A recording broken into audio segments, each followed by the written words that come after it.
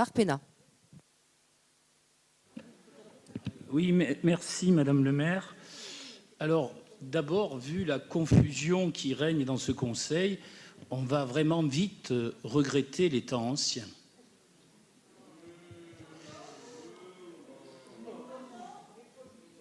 On va vite regretter les temps anciens. Parce que véritablement, c'est la confusion qui règne et non pas la clarté, alors qu'on doit débattre d'un sujet aussi important que la politique générale de la ville. C'est peut-être ce que Madame le maire appelle le renouveau dans la continuité.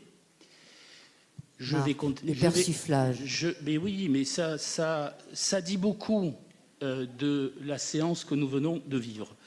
Effectivement, le groupe Aix-en-Partage n'est pas au courant de la question posée, ce qui montre bien qu'il y a un problème. Nous n'avons pas pu nous y préparer, et même si nous ne l'avions pas posé sur un sujet aussi important, effectivement, nous aurions pu travailler et apporter des arguments et débattre. Il y a eu un long monologue de votre part, très long monologue. Vous m'avez battu. Et c'est une gageure, hein. Oui, et bien pourtant vous l'avez fait, et il ne s'est... À partir de là, il n'y a même aucun débat possible, parce que tout va bien dans le meilleur des mondes. C'est un discours de la méthode qui ne permet pas le débat. Donc effectivement, même si nous ne sommes pas auteurs de la question, nous demandons à ce que la fois prochaine, un véritable débat contradictoire, démocratique, pluriel, soit posé dans ce Conseil. Je vous remercie. Dans la mesure, il y aura débat, bien évidemment, mais dans la mesure où, effectivement, vous avez pu avoir connaissance de l'ensemble des éléments que j'avais développés et qui sont les axes de la politique que nous souhaitons mener, qui ont été fixés au moment de l'élection municipale, eh bien, nous attendrons vos questions, mais formulées. Marc Pénat, après oui. Anne-Laurence Pétel. Oui, merci de me donner la parole, puisque nous n'avons pas posé de questions préalables sur la métropole. Je comptais, à un moment donné, vous interpeller dans le débat et dans les différents rapports. J'aurais toujours trouvé le moyen de mettre la métropole à l'ordre du jour. Et comme j'ai été coupé par votre allié, Madame Vassal, de manière tout à fait respectueuse, il y a quelques jours en Conseil de métropole, je vous remercie ici de pouvoir parler librement. Je ne vais pas être trop long, je vais essayer de ne pas répéter et d'ajouter des choses à la question métropolitaine, même si je vais devoir revenir quelques instants sur celle-ci. D'abord, je crois qu'il est normal que la métropole s'invite au conseil municipal d'Aix-en-Provence. Vous en avez souvent parlé, souvent d'ailleurs pour la critiquer, souvent effectivement, M. Klein a raison, dans une sorte de compétition ou parfois même pour celle qui vous a précédé, d'aversion à l'égard de la métropole marseillaise, ou en tout cas ayant beaucoup de crainte vis-à-vis de Marseille. J'avais sorti une fois cette formule, vous savez que j'aime bien les formules, il y a certains Aixois qui pourraient reprendre la formule du Mexique. Le Mexique, on dit de ce pays, pauvre Mexique, si loin de Dieu et si près des États-Unis. Eh bien, pour Aix-en-Provence, c'est pauvre Aix, si loin de Dieu et si près de Marseille. On entendait ça souvent, alors que selon moi, et vous en êtes en train de faire la démonstration à travers ce que vous dites de l'autonomie ou des libertés communales, Marseille et Aix ont beaucoup à voir ensemble quant à leur, je dirais, leur actualité et leur avenir. Voilà, c'était la première chose que je voulais dire. Ensuite, je vais revenir 2 minutes sur l'aspect financier. Je vais commencer par là pour dire quelque chose de simple. Vous faites partie d'une majorité politique sur un plan national qui est une majorité politique relativement hostile, je vais le dire ainsi, à l'impôt. Vous le montrez, vous le démontrez dans votre, en tout cas l'impôt direct, et vous le montrez dans votre politique municipale. Eh bien là, on voit les conséquences de votre idéologie libérale en matière d'organisation des territoires locaux. En effet, la taxe professionnelle supprimée, c'est la bonne idée de M. Sarkozy. La taxe professionnelle supprimée, la taxe d'habitation supprimée, c'est la bonne idée de M. Macron. Ces bonnes idées qui, au premier abord, ont l'air évidemment toujours populaires, puisque, évidemment, pour le citoyen, s'il y a moins d'impôts, eh bien, en fait, sont un tour de passe-passe. Elles ont contraint les communes à devoir chercher de l'argent ailleurs. Elles n'en trouvent pas. Les dotations cela a été dit, de compensation ont été faites pour cela. Elles sont un imbroglio très lourd auquel le citoyen ne comprend rien, un débat d'élus qui ne permet pas de comprendre les enjeux des communes et les enjeux de la métropole. J'ajouterai, même si sous M. Macron, je suis toujours honnête intellectuellement, ça s'est un peu ralenti, mais j'ajouterai que sous des gouvernements précédents, les dotations récurrentes de l'État n'ont fait que diminuer et que donc les communes sont aux abois. C'est ce que dit le maire de Miramas. Et c'est bien là le sujet. Et donc, demain, il faudra enfin que l'on réfléchisse à comment on peut demain financer tout ce dont les communes ont besoin, et surtout les citoyens de ces communes, et ce que la métropole, puisque je voudrais parler de la métropole, elle-même doit avoir comme compétence et comme possibilité financière. Si on ne met pas sur la table ces sujets, s'il n'y a pas de tabou sur ces sujets, il y a des propositions qui sont faites par certains pour trouver d'autres ressources, notamment pour la métropole, eh bien on ne sortira pas de cette ornière, parce que en ce qui concerne l'État, permettez-moi là aussi une formule qui vient d'ailleurs des libertés communales. Vous savez, en France, l'État, c'est toujours l'ennemi et l'allié de tous. Selon les circonstances, on aime l'État, on demande tout à l'État, et selon les moments, l'État est responsable de tous nos maux. Eh bien, l'affaire de la métropole sur ce sujet le démontre. La deuxième chose que je veux vous dire, c'est l'organisation institutionnelle. Je vous donne ce qui peut-être n'est pas forcément le point de vue de tous, mais qui est le mien et partagé, je crois, par un certain nombre d'élus de la métropole. J'entends, mais M. Klein a raison, on entend, parce qu'en fait, en tant qu'élu, on n'est informé de rien. Mais on entend que demain, il pourrait y avoir une fusion, on ne sait pas de quelle manière, entre le département et la métropole. Ce n'est pas rien, c'est un vrai sujet. Il va être abordé en quelques semaines, comme cela, ce n'est pas possible. Ça, ce n'est pas votre fait, c'est l'accélération du calendrier électoral de M. Macron. Mais il n'empêche que cette question, qui n'est pas forcément un tabou, elle demande quand même de la réflexion, parce que Gérard, tu parlais des libertés communales, mais le département, il est là depuis 1789. Le département, il a une vraie réalité. Si vous demandez aux gens, surtout vu ses compétences en matière sociale, ce qu'est le département et ce que fait le département, les gens le savent. Ce n'est pas sûr qu'ils savent ce que fait la métropole ou ce que fait la région même parfois.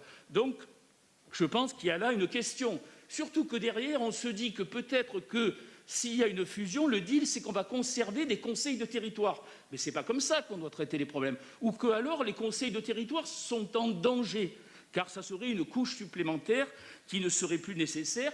Et vu de l'extérieur, notamment de l'État, c'est ce qui vient d'abord à l'esprit. Je ne dis pas que ça doit être la réalité, parce que je suis comme Gérard, je crois que le Pays d'Aix existe, mais pas que le Pays d'Aix. Je crois qu'il y a de grandes villes-centres qui ont un arrière-pays, et qu'il faut penser notre territoire aussi de cette manière-là, y compris pour y agencer les compétences métropolitaines. Je termine, sans être trop long, sur un point qui me semble important.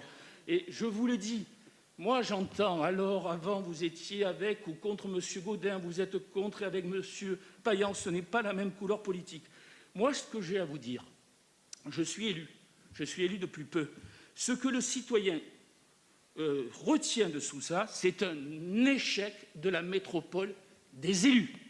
Et au bout d'un moment, nous sommes tous, même si c'est parfois injuste, nous sommes tous compris dans le paquet ou dans le lot. Les citoyens ne comprennent pas. Les citoyens, eux, demandent que l'on puisse se déplacer, excusez-moi d'être un peu dans la caricature et la démagogie, mais c'est tellement vrai, se déplacer normalement sur notre territoire, cherchent à trouver des solutions aux inégalités entre les territoires et entre les citoyens, des solutions en matière de logement. J'aurai l'occasion d'y revenir à un autre moment dans le Conseil. Je pourrais vous dire à quel point l'université et la recherche a besoin d'une métropole de projets extrêmement importante, sans parler des problèmes d'environnement, vous le savez. Les citoyens, c'est de cela dont ils ont besoin, et pour l'instant, ils ont l'impression que la métropole des élus a accaparé l'affaire, et ils n'en comprennent plus le sens. Et je suis tout sauf macroniste, vous le savez, mais la force de l'action là de l'État, c'est de dire c'est pas possible qu'on continue ainsi. Ces élus locaux, finalement, je m'excuse, ça fait 30 ans qu'ils parlent, mais que les choses essentielles ne sont pas faites. Depuis combien de temps il devrait y avoir des transports décents, rapides, à peu près civilisés et efficaces entre Aix et Marseille? Ce n'est pas le cas, c'est une faillite. Et au bout d'un moment, il est normal que l'intérêt général, l'État représente toujours l'intérêt général, qu'on le veuille ou non, même lorsque parfois, tu as raison, il se trompe et il peut être dupe ou cynique, eh bien, il est normal qu'on nous demande des comptes, parce qu'après, tout cet argent, hein, n'oubliez pas, c'est l'argent des citoyens. Et je veux terminer sur un point. Je ne veux pas par là, d'ailleurs, comment dire, me mettre en avant, mais je le fais rarement sur ce plan-là, je vais le faire là. Je vais le faire là. Je termine là-dessus. Ça, je l'ai dit en métropole. Vous savez, un petit peu en synthèse, oui, parce que non, là, mais vraiment... 30 secondes, et je termine, Sophie, là-dessus. Avant la métropole, juste avant la métropole, en tant que président d'université, en me battant comme un lion face à l'État, face à beaucoup de gens qui étaient hostiles à ce projet, et aujourd'hui, ce projet a quelques, comment dire, difficultés, mais je ne veux pas revenir sur aujourd'hui, en me battant beaucoup pour mon territoire, et je pensais d'ailleurs globalement le territoire et les intérêts d'Aix, capitale universitaire. J'ai porté avec d'autres, mais j'étais quand même en première ligne, le projet d'université unique. Ce projet d'université unique, personne ne pensait, j'ai ma collègue Sophie de Cacré qui était à mes côtés qui pourrait le dire, personne ne pensait qu'on ne pourrait le faire. Les anciennes habitudes ne le permettaient pas. Les cultures des 3 universités ne le permettaient pas. Nous l'avons fait. Il n'est pas parfait, mais il est le premier projet métropolitain réalisé. Pour cela, on n'a pas eu besoin d'une réforme institutionnelle. On n'a pas eu besoin de conférences des maires à perpétuité pour le faire. Il y avait un État, c'était votre majorité politique, et là-dessus, il avait raison, en tout cas, pour porter des projets, il y avait 3 universités. Nous avons réalisé l'opération Campus, dont tout le monde se réjouit aujourd'hui à Aix-en-Provence, sur cet intérêt commun métropolitain. Cet intérêt métropolitain, selon moi, Gérard, c'est peut-être notre différence, ne s'oppose pas à la commune. Il ne s'oppose pas, sauf si, évidemment, il est mal fichu. Il a été mal fichu, c'est vrai. Mais nous devons maintenant le reprendre. Et s'il y a urgence, et si certains nous poussent à cette urgence, il faut faire attention de ne pas se laisser avoir. Je viens de parler du département et de la métropole. Mais en revanche, saisissons l'opportunité de l'urgence pour enfin avancer sur ce territoire. Merci. Alors, il y a plusieurs éléments dans tout ce que tu as dit. Il y en a un notamment qui est celui de la fusion hypothétique avec le département. Nous avons été contre cette fusion pour une raison simple, c'est que les compétences qui devaient être transférées avaient été listées donc dans un rapport émis par le préfet d'Artoux, et nous n'y retrouvions absolument pas au niveau de nos compétences de proximité. Parce que les compétences de proximité, c'est à la fois celles que la commune a perdues, mais aussi certaines qui sont exercées aujourd'hui par ce qu'étaient les intercommunalités, qui sont devenues des conseils de territoire. Tu parlais aussi d'une métropole. Donc, je termine juste sur le département. Sur le département, si effectivement il y a 4-5 compétences maximum qui sont dévolues à la métropole, qui sont des compétences stratégiques, avec en même temps la possibilité de voter l'intérêt métropolitain de certains aménagements ou de certains projets, que les communes, le problème des communes de Pertuis, de Saint-Zacharie sont réglés et qu'elles peuvent effectivement bénéficier du même traitement que celles du Pays d'Aix ou d'autres territoires, et que le Pays d'Arles n'est pas forcé de rentrer dans cette structure s'il ne le souhaite pas, c'est une chose qui est tout à fait envisageable et qui permettrait la reconstitution, non pas le maintien des CT, mais la reconstitution d'un échelon territorial pertinent, qui pour nous serait le Pays d'Aix, parce que là, il y aurait effectivement un échelon territorial qui aurait disparu, puisque le département et la métropole ne feraient plus qu'un, ce qui serait beaucoup plus acceptable par l'État. Ensuite, tu parlais de métropole d'élus. Ce n'est pas une métropole d'élus, c'est une métropole qui ne marche pas, qui n'est pas adaptée à notre territoire. Donc évidemment, les élus sont furieux et n'arrivent pas à s'entendre. Ce n'est pas eux d'ailleurs qui ne s'entendent pas. Ils n'arrivent pas à s'entendre avec l'État parce qu'ils protestent depuis la création de cette métropole en disant que ça ne fonctionne pas. Le territoire du Pays d'Aix a perdu plus de 40% de son budget en même pas 5 ans. C'est énorme.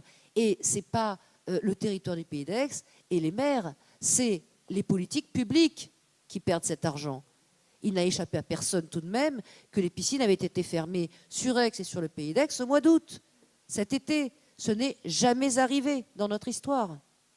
Que la grève des ordures ménagères, c'est peut-être résolu par un accord dont pour l'instant personne n'a vu le premier écrit du reste, mais d'après ce qui a filtré, ça s'est fait par rapport à la situation d'agents d'un territoire simplement et non par rapport à la situation de l'ensemble des agents de la collecte de l'aire métropolitaine, ce qui signifie en gros que nos agents ne suffiraient plus au service de collecte tel qu'on le connaît à ce jour. C'est-à-dire qu'il faudrait que les ressources humaines ouvrent un pan d'à peu près entre 30 et 40 embauches. Parce que nous, sur l'allongement de la durée du temps de travail, nous n'avions pas énormément à récupérer par rapport à d'autres territoires. Ce qui veut dire que les jours de récupération qui sont derrière, effectivement, étaient calculés un petit peu différemment. Et aujourd'hui, nous sommes face à cette alternative. Donc quand j'ai posé la question à la présidente de la métropole, elle m'a répondu non, l'allongement de la durée du temps de travail suffira. Les calculs ont été faits, ce n'est pas le cas, et j'espère qu'effectivement, toutes ces négociations pourront se faire selon une gestion différenciée des territoires, parce que nous sommes différents, nous avons des nécessités, des besoins différents, et que nous avons besoin que ce soit pris en considération. Et que donc, effectivement, des compétences homogènes, restreintes, mais stratégiques, qui soient celles de la métropole et qu'il puisse de nouveau y avoir des regroupements de communes sur des compétences qui leur sont essentielles mais qu'elles ne peuvent pas assumer parce qu'elles ne sont pas forcément d'une taille qui le leur permet aussi bien, je pense que ce serait une très bonne chose, oui. Reconstituer nos intercommunalités et avoir une part de fiscalité pour avoir des effets leviers. Parce que, comme tu le soulignais très justement tout à l'heure, le fait que la commune ait perdu la taxe d'habitation et en même temps qu'on ne touche plus la taxe professionnelle, eh bien ça pose de véritables problèmes. Allez. Madame le maire, je sais que c'est très long. On avait 2 questions préalables encore. Alors, attendez, Sophie, si vous voulez. La seconde qui concerne le LOGIREM, je peux le développer lorsqu'on aura un débat sur le logement social. Donc, je peux le faire à un autre moment. Mais l'hommage que l'on veut faire à Madame Grossetête, on voudrait quand même pouvoir le faire maintenant. En quelques mots. Merci. Qui va le faire ? Oui, Madame la maire, nous avons tenu à faire un fémage à Marie-Paule Grossetête, qui était une militante féministe, qui est morte brutalement, aixoise naturellement, qui est morte brutalement à l'âge de 67 ans. Tout à l'heure, dans votre discours, vous avez parlé du problème des femmes à Aix, des violences faites aux femmes. Vous avez dit que la mairie devrait accroître les moyens en faveur des femmes, et je pense que cet hommage s'inscrit aussi dans cette politique municipale. Quand je vois la délibération 1205, où les subventions accordées au planning familial, au relais des possibles et SOS Femmes sont des subventions qui me paraissent vraiment dérisoires par rapport aux enjeux. Alors, qui était Marie-Paule Grossetête, pour ceux qui ne la connaissent pas? C'était une militante féministe, c'était une amie pour certaines. Ça a été la coprésidente de la coordination française pour le lobby européen. Elle s'est engagée à oser le féminisme 13 et elle a organisé des manifestations à Aix-en-Provence. Elle était tournée vers toutes les femmes issues de l'immigration, les femmes européennes, les femmes qui venaient d'Italie, et elle a fait de nombreuses manifestations dans ce sens. Elle a été co-organisatrice pour le collectif féministe Forum Génération Égalité du Pékin 25.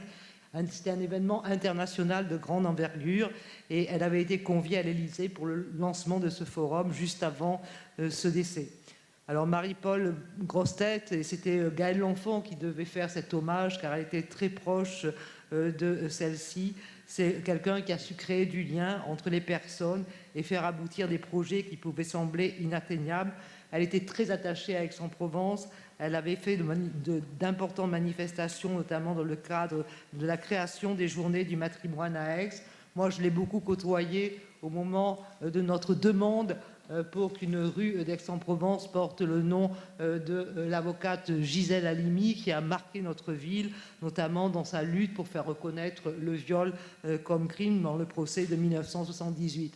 Malheureusement, cette demande, ce combat n'a pas abouti puisque dans le conseil municipal où nous avions formulé cette demande, elle a été rejetée par le conseil municipal. Mais je note également que M. Macron n'a pas souhaité que Gisèle Halimi rentre au Panthéon, sans doute pour son militantisme en raison de la cause coloniale. C'est un des arguments qui a été avancé pour pas qu'elle rentre au Panthéon, bien que il faut reconnaître, Madame Pétel, parce que vous réagissez, que M. Macron fait des efforts, puisqu'il est allé le 17 septembre 1900, il est allé commémorer les journées de massacre du 17 octobre 1961. Je réagis juste à votre hochement de tête. Alors Marie-Paul Grossetête, c'était une militante aixoise et je crois qu'il ne faut pas oublier cette mémoire. Cette mémoire, je vois que dans cette salle des États généraux, il y a peu de figures de femmes politiques, de femmes scientifiques. Et Marie-Paul Grossetête était également une brillante scientifique. Elle a enseigné au lycée Thiers à Marseille. Elle œuvrait pour la place des femmes dans les sciences. Je pense que c'est pour ça que nous tenons à faire cet hommage, parce que c'était vraiment une figure aixoise et il faut lui rendre hommage. Et voilà, c'est fémage, comme elle le disait, car les mots ont leur importance. Voilà, je vous remercie de votre attention.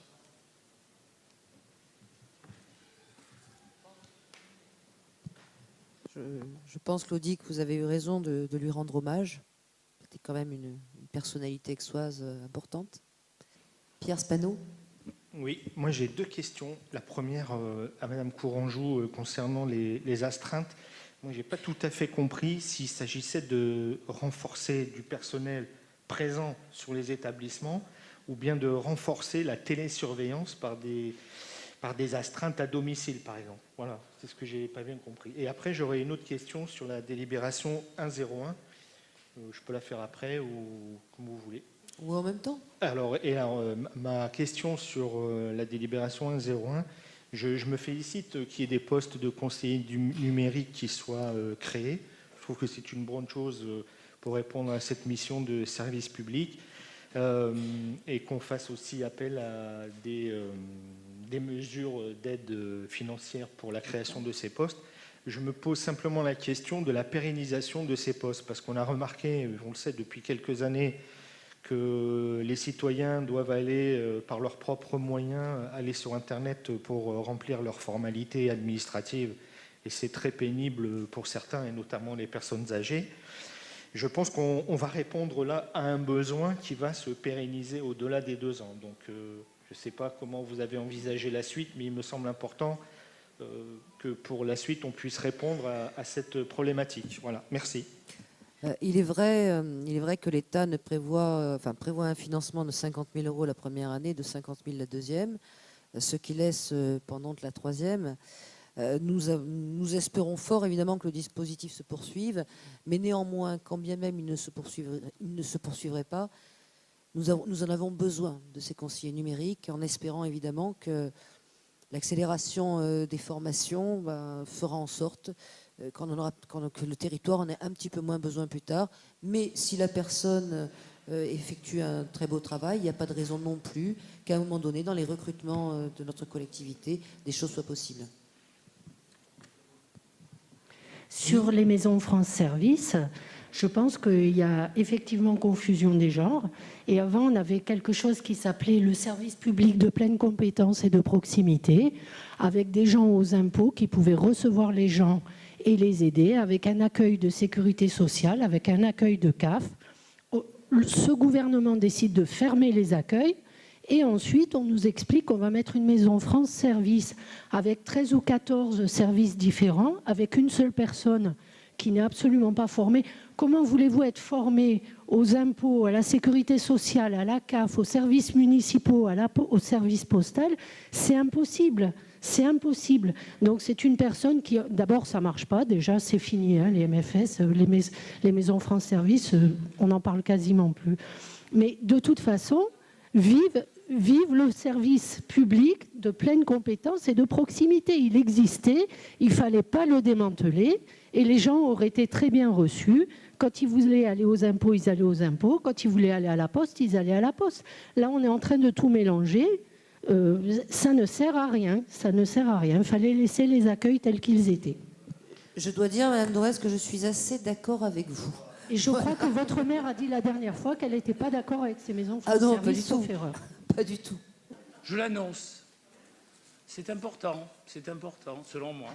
Oui, mais Selon Marc, nous. enfin, on est quand même dans l'ordre du jour, là, maintenant. Oui, mais c'est lié à toutes ces désignations et la manière dont ces désignations sont faites. Ça va être une autre manière de le dire. Il aurait fallu le dire avant.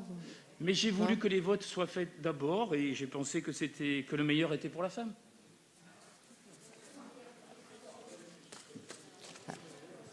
Une minute. Une minute. Voilà. Madame la Bien sûr maire, que ça va être polémique. vous n'allez pas être contente d'ailleurs de ce que je vais dire, même en une minute. Puisque les journalistes sont à l'honneur aujourd'hui, la Provence titrait il y a 48 heures à peu près, je ne sais plus, que votre prise de fonction ne bouleversait pas le visage de l'équipe municipale établie avec l'élection de Maryse Joassin. Pourtant, j'ai une remarque à vous faire. Vous cumulez, Madame le maire, vous cumulez des fonctions, vous cumulez des mandats. Des fonctions, vous êtes maire, mais vous allez vous occuper en direct de la politique culturelle, vous le faisiez auparavant, mais vous n'étiez pas maire. Vous allez vous occuper des problèmes d'environnement et la politique de la ville, de manière générale, vous revient. Ça fait déjà beaucoup au moment où vous êtes une jeune maire qui est arrivée aux fonctions les plus hautes. En quelque sorte, le reste de votre majorité n'a plus que les yeux pour pleurer. Mais vous cumulez aussi des mandats. Et ça, c'est encore plus embêtant. Vice-président, ça a été rappelé par M. Klein, vice-présidente de la métropole sur un sujet essentiel et vice-présidente en matière de culture à la région, là où vous chaperonne, comme il est venu l'autre jour pour votre élection, M. Muselier. Donc ça fait beaucoup, selon moi, et ce n'est pas selon moi, parce que selon moi, ça n'a guère d'importance. Je trouve que ce n'est pas de bonne politique. Ce n'est pas de bonne politique, car selon moi, c'est presque le contraire qu'il faudrait faire. D'abord, que vous ayez sans doute plus de confiance en votre majorité municipale que ce que vous nous présentez là. Et puis, au-delà de cela, la fonction de maire est très prenante. Votre maire vous l'a dit et redit, elle s'y est d'ailleurs épuisée parfois à la tâche, c'est vrai, et je tiens à la saluer aujourd'hui. Et il faudrait sans doute beaucoup plus de participation, y compris de l'opposition, pas pour une cogestion, mais pour une co-construction, et pour qu'il y ait ainsi plus de démocratie globalement dans ce Conseil, mais au-delà de ce Conseil, car je ne nie pas qu'il n'y ait pas de démocratie dans le Conseil, dans, je dirais, l'intérêt public de la ville.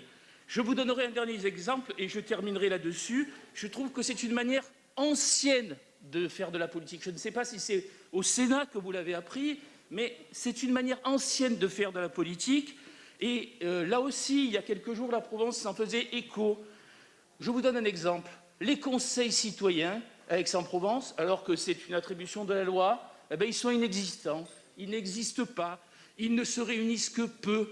Ils ne permettent pas une vitalité démocratique indispensable au XXIe siècle. Voilà ce que je voulais dire. Merci de m'avoir écouté. On va quand même faire attention au temps de parole, Marc, parce que je sais que tu t'emballes facilement, que tu es un orateur, que tu aimes parler, mais c'est un peu long. Voilà, c'est un peu long. Alors, tu parles du cumul des mandats. Je vais être très clair, je suis pour le cumul des mandats, parce que dans la mesure où on est organisé, c'est un gain d'efficacité. Donc je pense qu'en fait, entre nous, il y a aussi une différence de perception politique des choses. J'ai été sénateur en étant adjointe, et Dieu sait que j'avais, comment dirais-je, une capacité supplémentaire lorsque j'étais au Sénat pour faire remonter les dossiers qui étaient ceux du territoire. À l'époque, j'étais aussi effectivement vice-présidente au territoire sur la politique de la ville, et ça me donnait des informations, une clarté de discours, une puissance de frappe au niveau du gouvernement qui était autre que celle que j'ai observée de la part de mes jeunes collègues qui arrivaient au Sénat. Voilà, tout simplement. Donc c'est une vision politique qui est la mienne, qui m'appartient. et que j'assume. Merci à toi. Cyril Diméo. Merci Madame la maire. Bon, sur la question du prix, effectivement, Monsieur Klein a posé la question. En fait, nous on s'est interrogé plutôt sur le côté de délégation de ce service public finalement, parce que pourquoi se priver du fait que les services de la ville ou des fonctionnaires aient la compétence de faire ça dans l'institution? C'est-à-dire qu'aujourd'hui, en fait, on transforme une activité qui pourrait être celle des services de la ville sur les bâtiments ou sur la collecte de ces certificats, on le privatise et on le donne à une société qui va faire un profit sur cette activité. Alors, peut-être qu'on pourrait envisager de le mutualiser dans le conseil de territoire ou à la métropole. Je ne sais pas si c'est instauré aussi au conseil de territoire et à la métropole. Je n'ai pas compris que c'était le cas à la métropole, mais M. Bramoulet nous dira peut-être si c'est le cas et s'ils sont collectés au sein de la métropole ces certificats d'économie d'énergie, puisqu'il s'occupe des finances de la métropole. Je ne sais pas si le dispositif est le même, mais est-ce qu'il ne serait pas possible de salarier des fonctionnaires et de faire cette activité pour échapper à la lucrativité de cette action? Merci. Alors, concernant la métropole, je vous rassure, Monsieur Diméo, effectivement, ils ont exactement le même dispositif que nous. Ils font appel à un prestataire. Pourquoi ? Et pourquoi nous ne le faisons pas aussi? Parce que c'est très très lourd administrativement. C'est très très lourd de récupérer toutes les factures, etc. On a essayé, mais je ne vais pas dire qu'on a eu des problèmes, mais ça a été très compliqué. Et c'est beaucoup plus simple de le déléguer à quelqu'un qui a un savoir-faire que de le faire nous-mêmes. Et c'est à la conclusion à laquelle on est arrivé. Croyez-le. Madame le maire, le propos de ma part sera rare, mais c'était pour me féliciter de cette délibération. Nous avons dans cette délibération, et vous ne l'avez pas explicité, mais je pense qu'il faut le dire publiquement, deux soucis différents qui sont évoqués. Le premier, c'était que jusqu'à présent, les résidences étudiantes et les résidences seniors étaient exclus du périmètre d'application de la loi.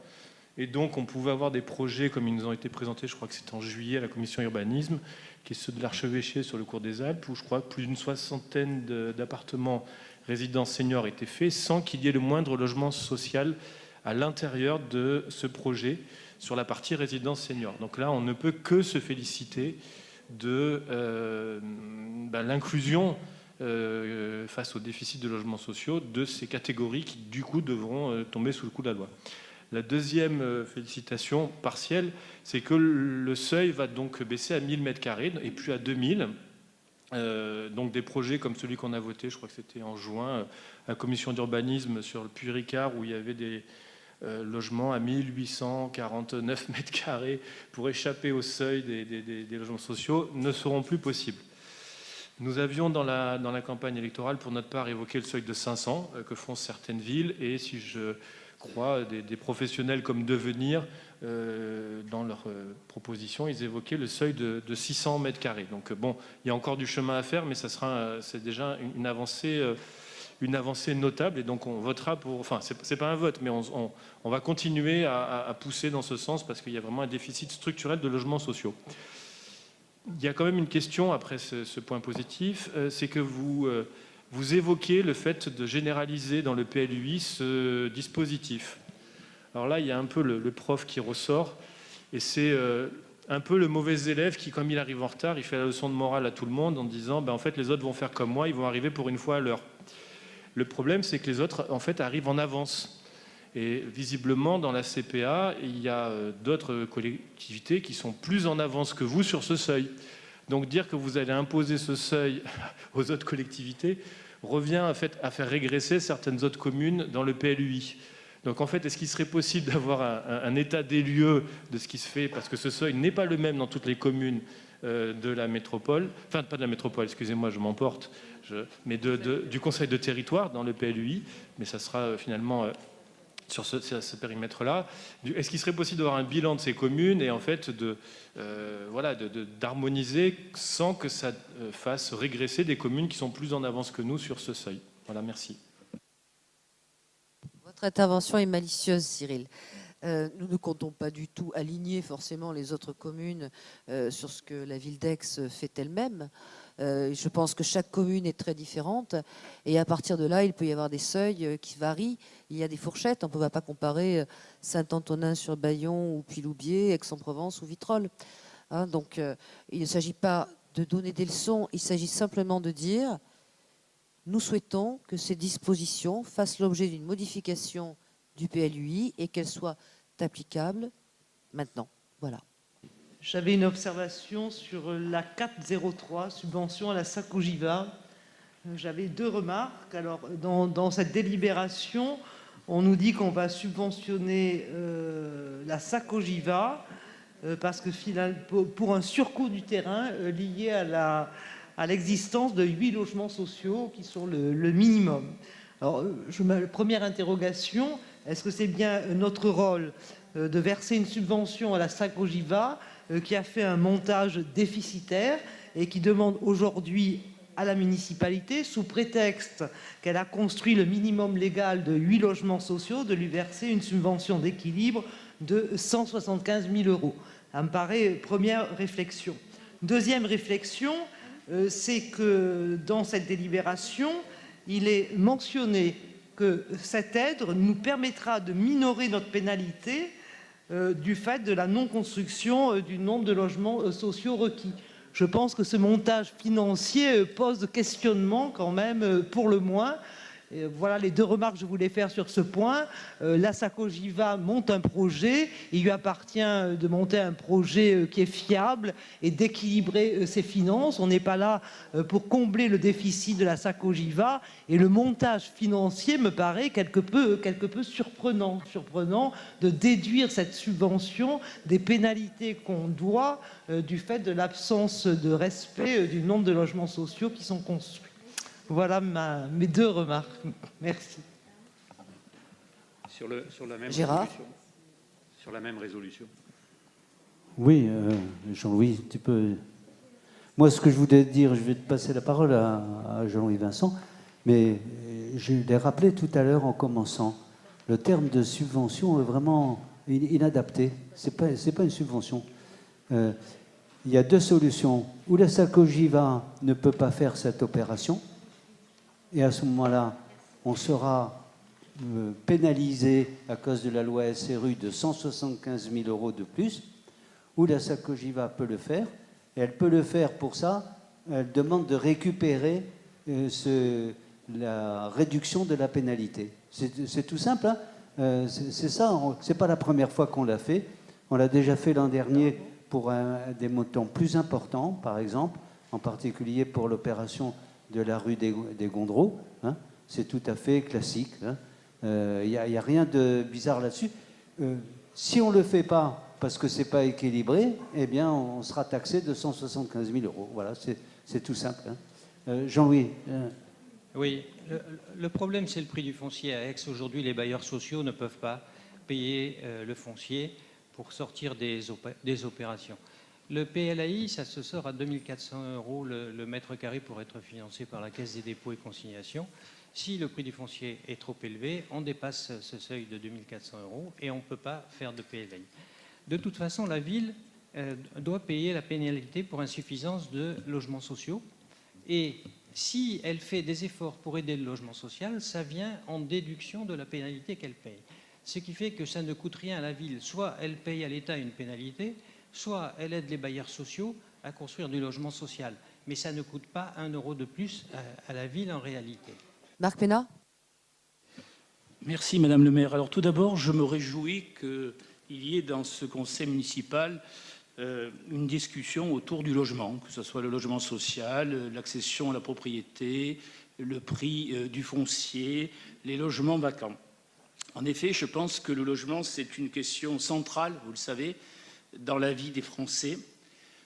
C'est une question centrale, aussi bien pour accéder à la propriété que tout simplement pouvoir se loger décemment à un moment où, vous le savez, les revenus en France restent très modestes pour la plupart des Français et où la question du logement et le coût du logement dans un budget global pour un ménage est un coût en augmentation constante, notamment évidemment dans notre ville.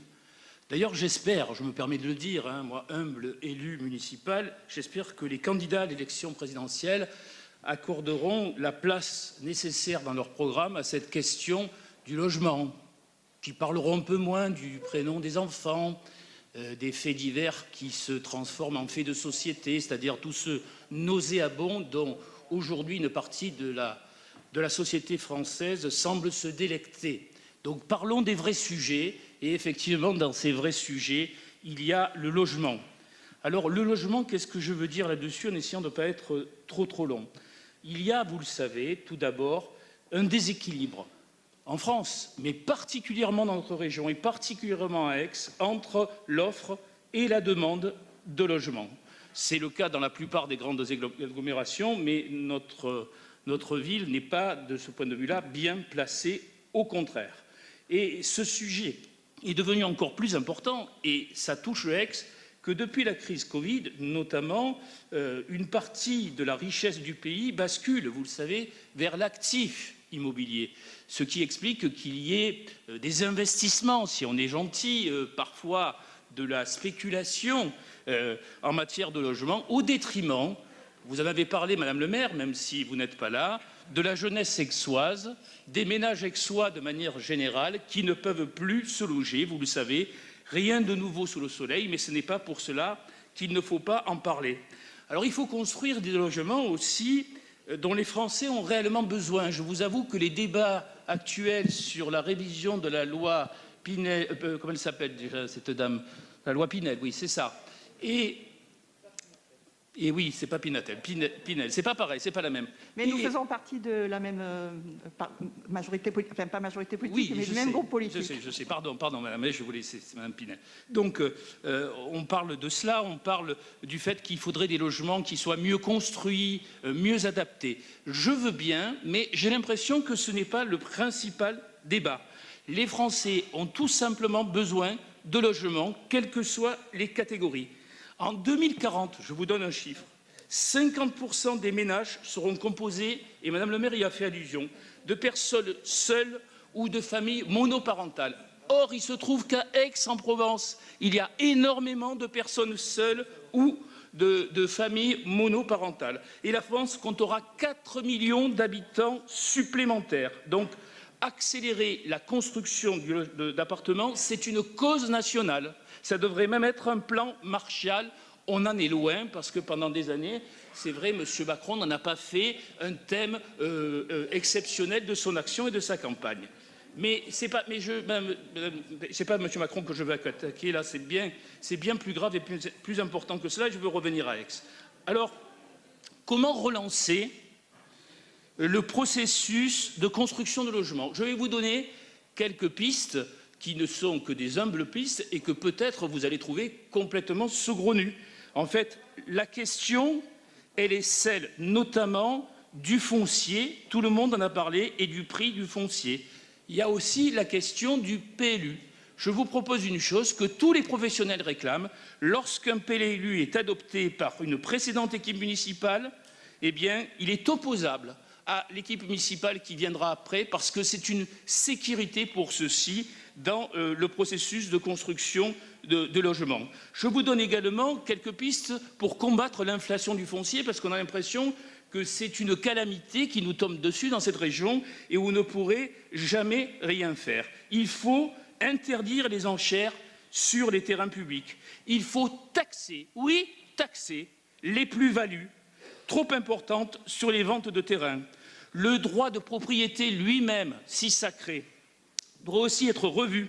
Ceux qui détiennent du foncier constructible et laissent leur terrain nu en attendant que le prix augmente doivent être taxés pour faire bouger les lignes et pour les obliger, d'une certaine manière, à vendre lorsque l'intérêt commun est en jeu.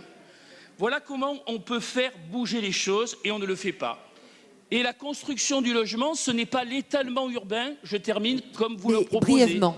Oui, ce n'est pas l'étalement urbain comme malheureusement votre politique finit par le faire. Non, il faut, cela a été dit souvent, il faut, pour préserver les terres naturelles et agricoles, il faut construire la ville sur la ville, il faut permettre, sinon on ne dit rien, il faut donner plus de hauteur aux constructions dans les villes, y compris dans une ville comme Aix-en-Provence. Dernier mot, le logement social. Je le dis pour tout le collectif qui attend que je parle de cela.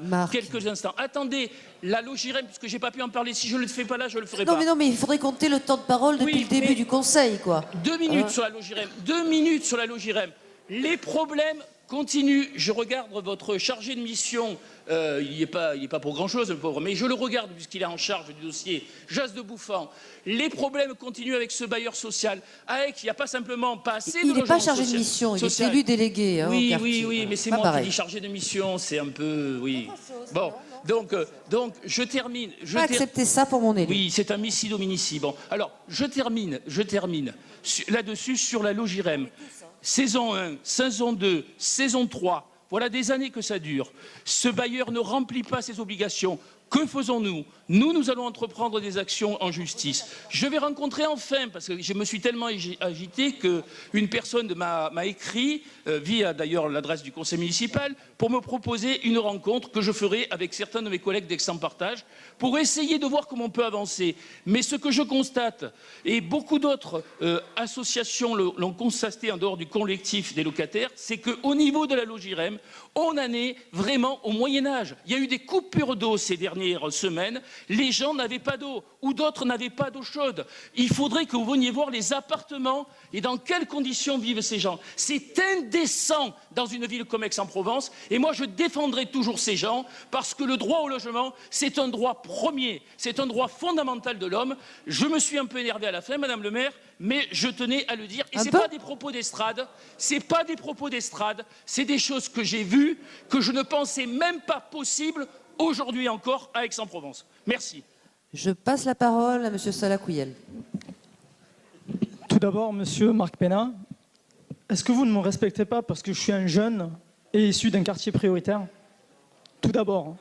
Deuxième chose, vous me respectez autant que tous les autres. Je vous ai dit je suis élu, monsieur. Je suis élu au même titre que tous les autres. On t'a laissé t'exprimer. C'est une diversion. Non. On t'a laissé t'exprimer. Monsieur Kouyel prend la parole, il s'exprime.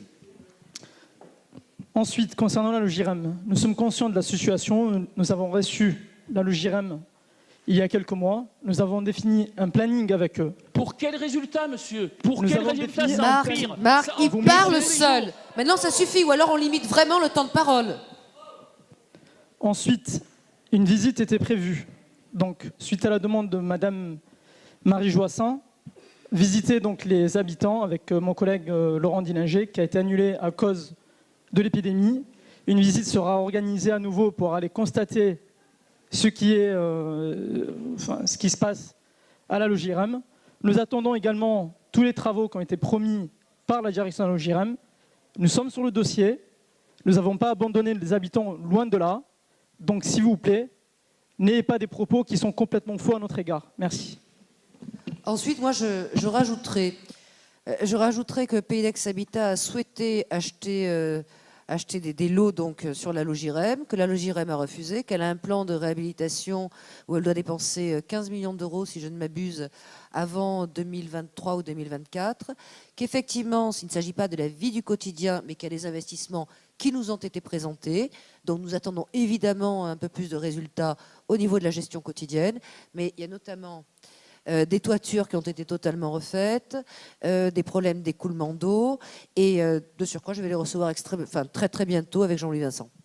En fait, ma question portait sur la délibération 4-15. Alors, c'était pour me féliciter. Alors là, il faut faire attention, ça fait beaucoup. Mais en fait, ce n'est pas vous cette fois-ci, c'est les associations du quartier et les citoyens qui se sont mobilisés et qui ont obtenu cette victoire sur cette liaison piétonne.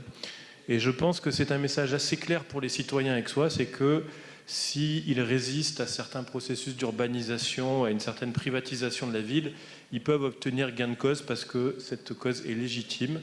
Un certain nombre de cheminements piétons n'ont pas à être privatisés dans cette ville. Vous nous direz que tout était déjà prévu, j'en suis pas convaincu, et à mon avis, on assiste là à un rattrapage in extremis de quelque chose qui était mal parti, mais on retombe sur nos pieds, youpi, tant mieux. Allez, Cyril, vous avez juste envie de tirer un petit peu la couverture à vous parce que ça vous met de mauvaise humeur qu'on prenne de bonnes décisions. Mais non, je vous félicite. Je vous félicite. Profitez-en. Je vous en félicite, comme je l'ai fait pour les 1000 mètres carrés et l'intégration des résidences. Jean-Louis Vincent vient de dire c'est dans le permis de construire. Donc, vous voyez, voilà. C'est pas nouveau.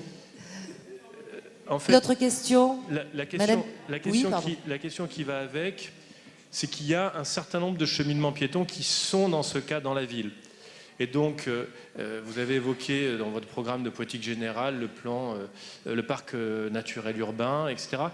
Est-ce qu'il ne serait pas temps, en fait, soit en s'appuyant sur les CIQ ou la Fédération des CIQ ou sur des associations, enfin, de recenser ces cheminements piétons, qui ne sont pas tous dans le PLU, parce que cette servitude n'était pas dans le PLU, en fait, sur ce territoire. Lorsqu'on regarde la planche, je crois que c'est la planche 46 du PLU, la servitude n'y était pas sur ce territoire. Donc, en fait, il y avait un manquement. Donc, à l'occasion de la mise en place du PLUI, est-ce que, soit en vous appuyant sur la base des gens qui vivent sur ces cheminements, etc., soit sur des associations, soit en concertation avec le conseil de quartier, enfin, est-ce qu'il ne serait pas possible qu'il y ait une recension de ces cheminements piétons pour qu'on ne soit pas de manière incessante dans ces rattrapages que vous estimez pas être un rattrapage, et que vous nous soumettiez dans un conseil municipal à venir une carte pour qu'on puisse sécuriser ces servitudes qui ne sont pas toutes inscrites dans le PLU et qui du coup pourraient l'être dans le PLUI dans les 2 ans comme vous nous l'avez indiqué. Merci. Jean-Louis Vincent souhaite prendre la parole. C'est effectivement dans les études du PLUI, il y a une OAP mode actif, mode doux qui recense tous ces cheminements pour les modes doux. Donc, on l'aura dans le PLUI. Marc Pénat. Oui, merci. Juste une remarque rapide. Je ne suis pas ici l'avocat du festival, mais je les connais bien. Cette année, il y a eu 7 spectacles. La montée en puissance dont parlait le directeur Pierre Hardy, c'est 7 spectacles au lieu de 4 à 5 en moyenne. Et ça a été voulu dans l'après-Covid.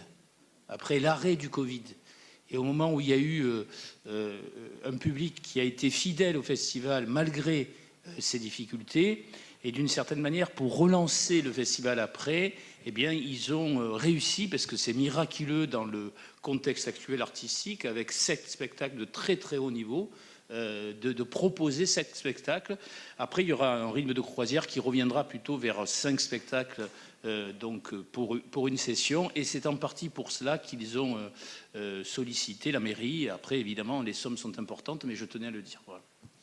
Oui, et pardon, vas-y.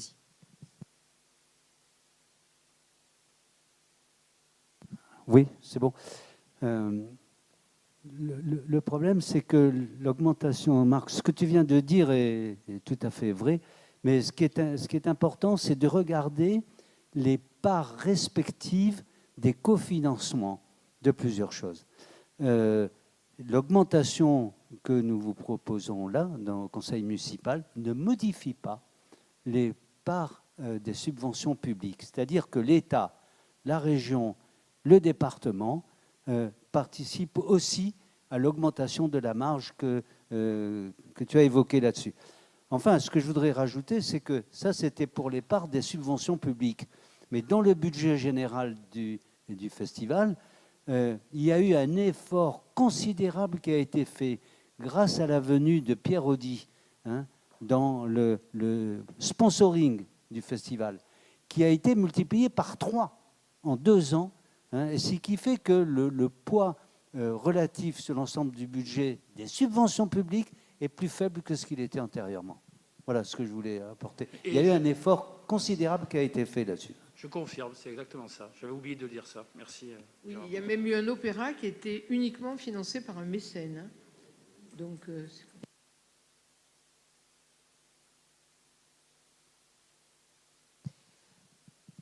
oui, moi, ce que je voulais simplement rajouter donc, à ce que Gérard disait, ainsi que Marc Pénat, c'est que les jauges, cette année, n'ont pas du tout été formidables pour l'ensemble des événements culturels.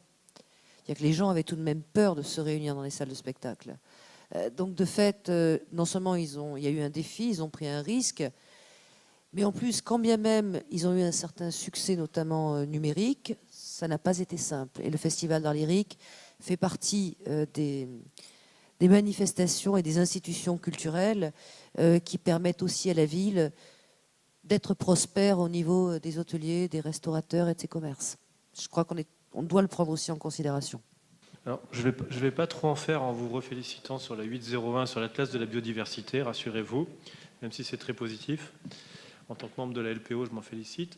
Mais ma question s'adressait plutôt à M. Chevalier. C'est qu'en fait, dans la délibération, il est évoqué donc, le recensement des zones naturelles dans le parc national urbain.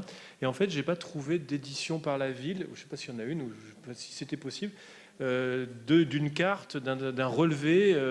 J'ai trouvé ça sur des sites de CIQ qui ont un peu fait ça à leur manière à eux. Mais est-ce que la ville a édité une carte, a édité des documents pour que des gens puissent se balader sur le parc naturel urbain? Oui, si vous aurez eu l'occasion de venir à la fête du vélo, il y en avait un certain nombre en disposition dans le stand de la ville hier, un certain nombre de cartographies, mais avec plaisir, je demanderai au chargé de mission, Nicolas Vigneault, de vous transmettre les éléments, les cartographies successives qui ont été faites depuis, donc ça doit être 2018, date à laquelle Marie Joassaing a adopté le principe de la création d'un parc naturel urbain. Je vous fais suivre ça, mise à jour à la date d'aujourd'hui. Il y a par exemple rien sur le site de la ville ou rien à l'Office du tourisme sur cette chose-là par exemple? Si, sur le site de la ville, il doit y avoir une page en principe de mémoire, qui n'est pas la première page peut-être, mais qui est à l'intérieur des différents volets. Marc? Juste quelques instants. Évidemment, moi aussi, pour me féliciter du 801, c'est un travail remarquable qui repose sur tout le travail, notamment de nos scientifiques et tous ceux qui travaillent autour du Muséum d'histoire naturelle. C'est une vieille histoire botaniste à Aix qui date au moins du XVIIe siècle. Donc c'est extrêmement important et c'est un élément culturel pour la ville. Hein. Au-delà des questions touchant l'environnement, la biodiversité, c'est au sens fort du terme un élément culturel. Et ce que je veux juste ajouter, c'est bien sûr le muséum. Vous dites, bon ben oui, bientôt le muséum, tout ça, le parc Saint-Mitre. Nous attendons de voir comment ce projet va être véritablement élaboré. Moi, je continue à penser que ce n'est pas le bon endroit. Mais en dehors de cette question-là, comment le projet va être élaboré, comment tout ce qui est aujourd'hui dans des cartons, etc., va pouvoir ressortir, à quelles conditions ça sera possible, comment les chercheurs pourront venir travailler dans ce musée. Je crois que tout commence. Il faudra que vraiment en conseil, nous puissions débattre de ce projet d'intérêt municipal. Nous en débattrons. Oui, j'ai une petite remarque, une forme de question sur l'intervention de Stéphane Paoli, la 0902. Pour une fois, je ne serai pas si participatif, moi. C'est-à-dire, qu'est-ce que je veux dire par là?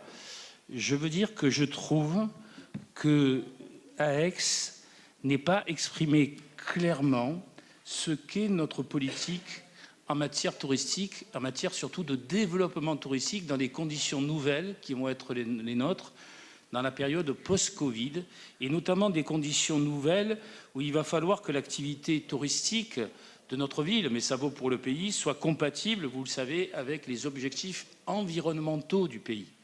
Et il y a un grand défi là-dessus à avoir, et je pense que c'est en quelque sorte un an 2 ou une deuxième étape de notre stratégie ou notre politique de tourisme.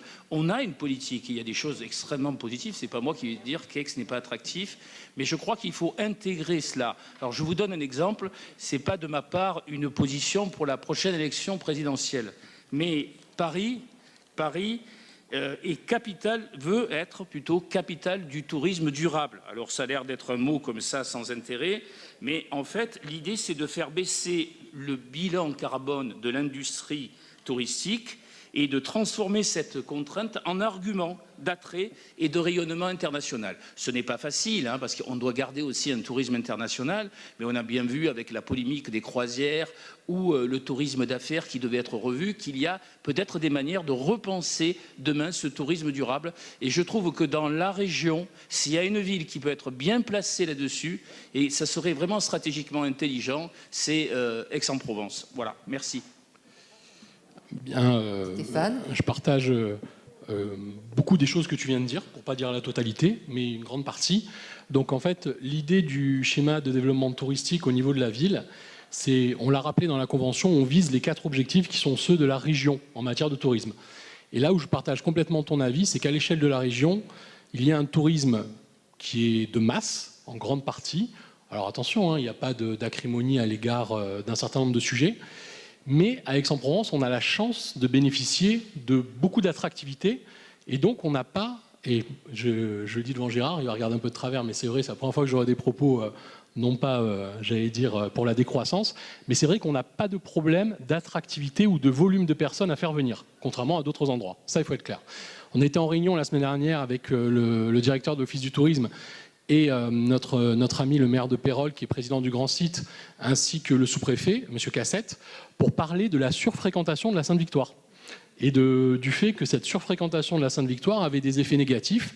Pourquoi ? Parce que certains sortaient des sentiers, certains, à travers les réseaux sociaux ou à travers un certain nombre de dispositifs qui étaient mis en place, usaient la Sainte-Victoire, un peu moins le massif du Concorde, notamment, puisqu'en fait, on voyait que la Sainte-Victoire tirait maximum, et qu'il y avait aussi des problèmes, j'allais dire, de présence de voitures à proximité des parkings les plus usagés, comme Bibémus, enfin, on le sait tous. Voilà. Alors après, bémol, la majeure partie des gens qui utilisent la Sainte-Victoire, au bon sens du terme, sont des Aixois, donc on est content qu'ils l'utilisent. Mais c'était un exemple pour te dire que cette surfréquentation de certains sites qui sont pour nous des sites totems est un vrai sujet. Donc cette analyse, on l'a fait aussi, évidemment, avec la capacité à un moment à désaisonnaliser le tourisme, c'est-à-dire à ne pas avoir une surfréquentation qui soit temporellement uniquement pendant la saison exactement de l'été, comme on peut le trouver, ou autour de l'été. Donc premier axe, pour aller dans ton sens, c'est désaisonnaliser le tourisme.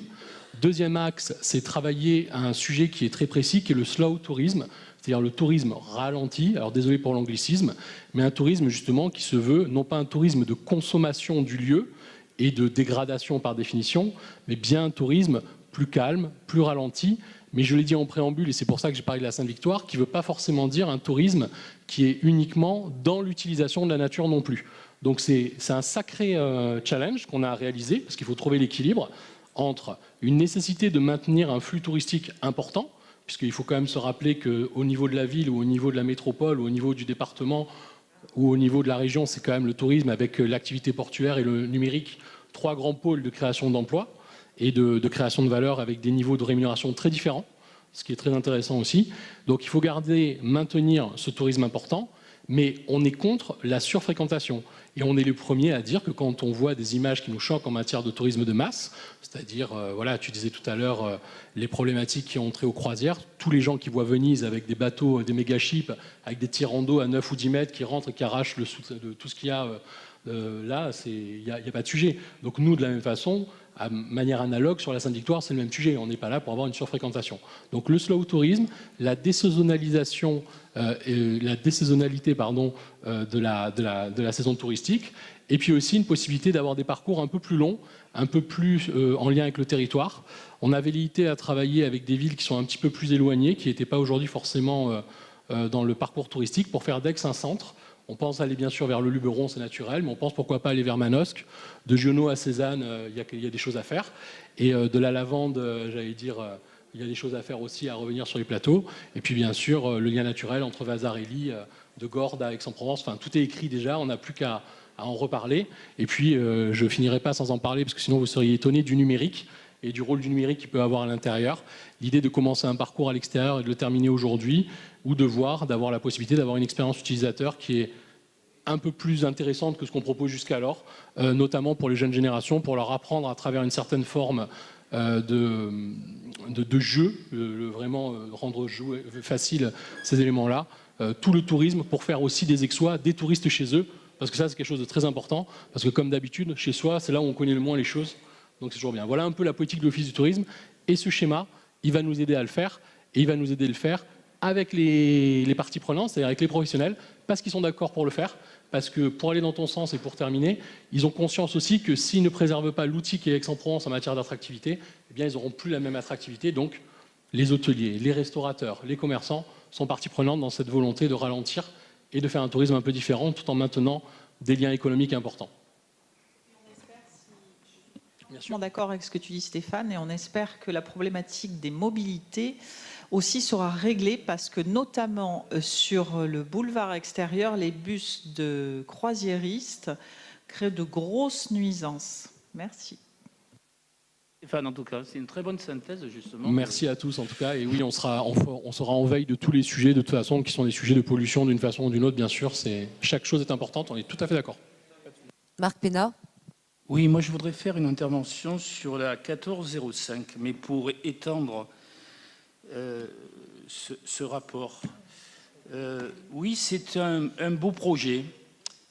Pour combien d'étudiants? Un partenariat avec l'école d'art, très bien. Pour combien d'étudiants? Pourquoi je répète cette question un peu solennellement? Parce que je vais parler de la condition étudiante aujourd'hui à Aix-en-Provence. Et oui, je vais le faire. Peut-être que ça ne vous intéresse pas, que l'heure est tardive, mais nous avons des milliers d'étudiants dans cette ville. Ça serait bien que vous les connaissiez un tout petit peu. Alors tout d'abord, non, alors si vous les connaissez, vous pourriez au moins écouter poliment ce que j'ai à dire. Il a raison, monsieur Klein, c'est assez bizarre votre comportement. C'est un comportement qui frise l'impolitesse permanente. Non, Marc, là je crois qu'il faudrait peut-être un peu se calmer. Oui, parce que, mais je me calme. Sincèrement, depuis le début de la journée, tu pousses des tas de tirades. Tout le monde te laisse t'exprimer sans problème. Donc je pense que tu peux être aimable, agréable, et nous t'écoutons parce que les étudiants nous intéressent énormément. Voilà. Mais simplement, le temps est limité. Oui, le temps est limité. Mais quand on dit un non comme cela, sans savoir ce que je vais dire, c'est quand même... Voilà. Bon. Et puis, je joue mon rôle. C'est l'usure de la journée. C'est l'usure de la journée, parce que c'est un peu exagéré aussi. Oui, moi aussi, je suis usé. J'ai même eu cours ce matin. Alors, oui, mais c'est pas une raison. Oui, non, mais c'est... Voilà. Non, mais sinon, on aura un temps de parole. Hein. Oui, bon. On perd du temps, là, en fait. Voilà. Alors, je vais essayer d'être court, mais je vais dire 2-3 choses que vous savez, mais je veux les dire dans le cadre aussi aixois. Première chose, vous savez que les étudiants viennent de subir et subissent encore les conséquences d'une crise sanitaire très grave pour des tas de catégories de la population, en particulier la jeunesse et en particulier les étudiants et parfois, même si les plus modestes sont les plus touchés, quelles que soient leurs conditions. Je voudrais rappeler qu'ils ont perdu 40 € de pouvoir d'achat dans cette crise sanitaire, que pour l'instant ils n'ont pas retrouvé. Je voudrais vous rappeler également que une nouvelle contribution de vie étudiante et de campus a été votée par la loi de la République, encore une fois bien inspirée, 92 € supplémentaires pour les étudiants. Certes, les boursiers sont exonérés, mais beaucoup d'étudiants sont en situation modeste, tout en n'ayant pas la bourse.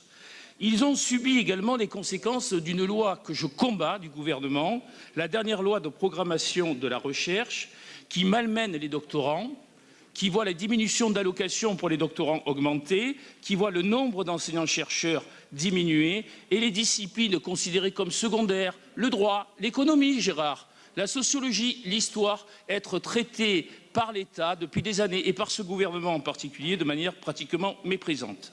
Je voudrais rappeler que, après avoir laissé des étudiants souvent à l'abandon, le gouvernement, je suis obligé de l'attaquer ici, a décidé de supprimer une mesure qu'avaient obtenu les syndicats étudiants, le repas à 1 € pour les non-boursiers, et qui commençait à produire des résultats quand on sait que pendant le Covid, les étudiants sont allés pratiquement à la soupe populaire. Donc voilà ce que j'avais à dire, ça me semble intéressant. Mais j'en ai aussi pour la municipalité, qui, pendant la période Covid, a pris conscience d'un certain nombre de choses et n'a pas rien fait. Cependant, quand on regarde les places de parking, de stationnement aux abords des campus aixois sont payantes pour les étudiants et exorbitantes. Je sais qu'on ne veut pas qu'ils viennent en voiture, je comprends, mais il y a quand même là des tarifs qui ne sont pas normaux en l'occurrence. Ensuite, je vous le dis, dans une période aussi difficile, il faudrait utiliser ce qu'ont fait d'autres municipalités, c'est-à-dire la possibilité d'encadrement des loyers, parce que bon nombre d'étudiants sont privés d'un logement digne, ici, à Aix-en-Provence. Et à Marseille, certaines dorment dans la rue ou dans une voiture et continuent à faire des études. On peut également souligner que la cherté du terrain empêche, même s'il y a eu à un moment donné des efforts, empêche le Crous de trouver les terrains qui permettraient de développer les chambres étudiantes. Enfin, alors que vous êtes en poste à la métropole, rien n'a été fait pour permettre la création de véritables tarifs étudiants dans les transports métropolitains. Ça aussi, c'est une honte de la politique de la métropole en la matière. Les étudiants sont dépendants de ces transports. Et vous, quand vous faites Aix-Marseille, vous avez peut-être l'impression que ce n'est pas très cher, 10 ou 12 euros. Mais même s'ils ont des tarifs préférentiels pour les étudiants, c'est encore grever le budget, leur budget. Notre jeunesse est en difficulté. Quand je dis non, nous, c'est le pays de manière générale. Demain, c'est la chose la plus importante que nous avons à mettre en place pour cette jeunesse. Je sais que tout le monde parle de la jeunesse, bien entendu, en ce moment, en période de pré-campagne. Mais là, ce n'est pas mon propos. Nous sommes une ville étudiante. Je vous promets, nous risquons demain, selon ce qui se passe, d'être touchés encore plus par la précarité et les difficultés des étudiants. Et évidemment, les plus modestes sont les premiers touchés. Je voulais faire cette remarque. On ne peut pas simplement se réjouir d'un petit accord, même s'il est important, avec l'école d'art.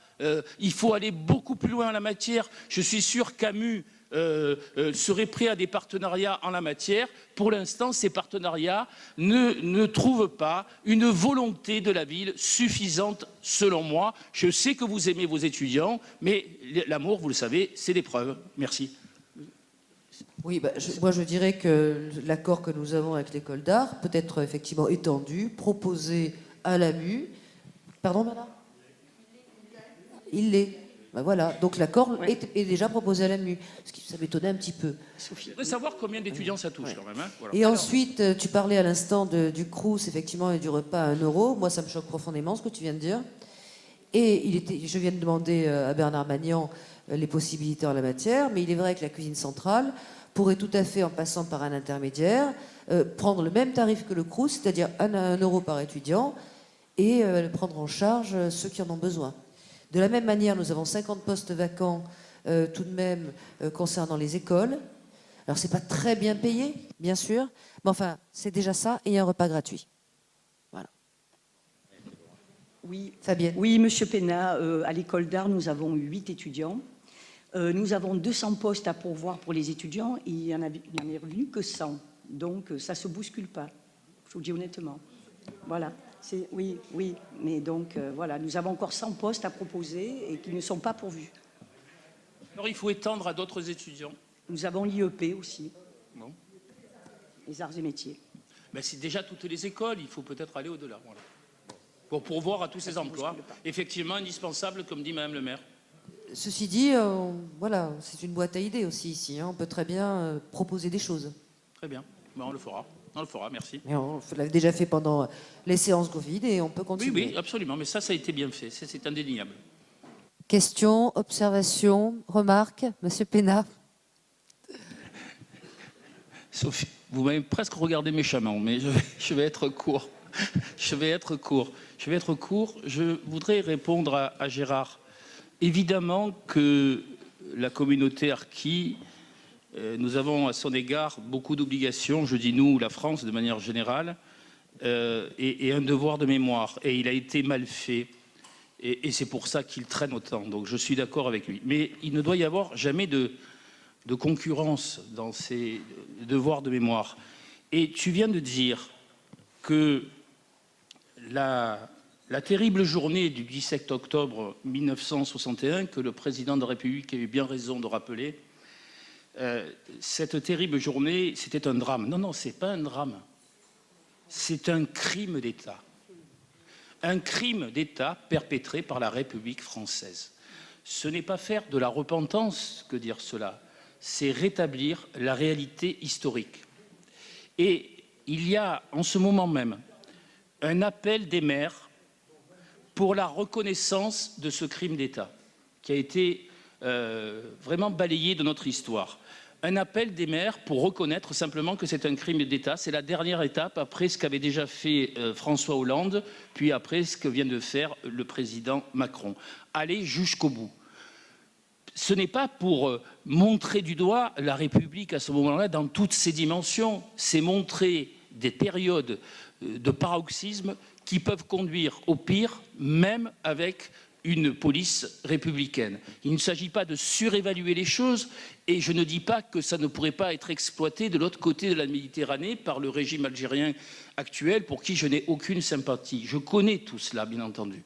Mais malgré cela, je crois qu'il faut que, de ce côté-là, nous ayons une histoire qui maintenant soit apaisée, parce que le temps passe dans cette période, et effectivement, pour les harkis, comme pour ces manifestants algériens qui ont été, encore une fois, jetés dans la Seine par, malheureusement, des policiers, ce n'est pas les policiers qui sont en cause, mais par un gouvernement qui s'est affolé à ce moment-là, mais il a commis tout de même un crime d'État, je le dis une nouvelle fois ici. Gérard ? Marc, je suis assez d'accord avec toi. Moi, ça me gêne pas d'associer le terme de crime avec l'État. C'est vraiment quelque chose qui me gêne pas. Mais ce que je voudrais dire, c'est qu'il y a quelquefois des éléments, des comparaisons qui sont très très difficiles. Vous savez le nombre d'essais qu'il y a eu le 17 octobre. Dans les évaluations, ça varie d'une dizaine à une centaine à peu près. Est-ce que vous savez le crime d'État, pour reprendre ce terme, qui a été perpétré à l'égard des harkis? C'est des milliers, c'est pas des centaines, c'est des milliers. Hein, et je pense que là, si le terme, la force, si tu veux, de cette appellation, elle serait vraiment applicable pour les harkis. Hein. Merci. C'est un long débat. Je pense qu'on ne peut pas comparer ce qui s'est passé le 17 octobre au problème des harkis, ce qui ne veut pas dire que la France a une attitude avec les harkis qui est répréhensible, etc. Mais je ne pense pas qu'on puisse comparer les deux choses. Bon, peut-être pas le lieu de pousser ce débat plus loin, mais bon, je pense qu'on en ait parlé et que la mairie d'Aix-en-Provence pourrait être signataire de la pétition sur le 17 octobre. Ce que Gérard dit aussi, c'est que il y a des crimes qui sont reconnus, il y en a d'autres qui le sont moins. Et qu'à un moment donné, il est bon de mettre en évidence l'ensemble des choses dans leur vérité nue et crue. C'est ça. L'important, c'est l'histoire. Non, c'est l'histoire écrite par des hommes, avec souvent des tendances. Voilà, il y a des clairs-obscurs et il y a des lumières vives. Oui, mais Sophie, encore un mot. Il vaut mieux que ce soit les historiens qui s'occupent de cela que des récupérations politiques, quelles qu'elles soient, totalement et quel que d'accord. soit le camp. Voilà. Totalement d'accord, sauf que l'historien a un devoir d'objectivité. Oui. Et que c'est plus ou moins respecté par les uns ou par les autres. Sur ce 17 octobre, je les connais, les historiens. Il y a eu un vrai travail de fond. Il y a eu des années un peu plus compliquées, mais militantes, c'est vrai. Mais après, il y a eu un vrai travail de fond. Il y a un livre important qui est republié sur cette question et qui établit vraiment la réalité des faits. Et comprenez que c'est considéré, même à l'étranger, et je parle de l'Europe de l'Ouest, hein, je parle des démocraties, comme étant un des actes les plus violents qui pu avoir lieu de répression de toute l'Europe de l'Ouest. Je ne parle pas à l'époque de l'Europe communiste, mais de toute l'Europe de l'Ouest de l'époque. Donc ça a marqué les esprits. Et c'était quand même sur un gouvernement, encore une fois, républicain. Mais vous voyez, les périodes de paroxysme comme la guerre d'Algérie peuvent amener à cela. Alors, sans faire trop d'amalgame, quand on sent les tensions aujourd'hui de la société française et que certains nous expliquent qu'on serait en pré-guerre civile, je dis, faites très attention à cela. Et ayons un pays de ce côté-là, unis et rassemblés, notamment autour de mémoires qui ne doivent pas être opposées, avec un vrai travail d'historien. Et ce n'est pas de la repentance que l'on fait, c'est que l'on regarde en face notre histoire. Ni opposé, ni tronqué, je suis totalement d'accord.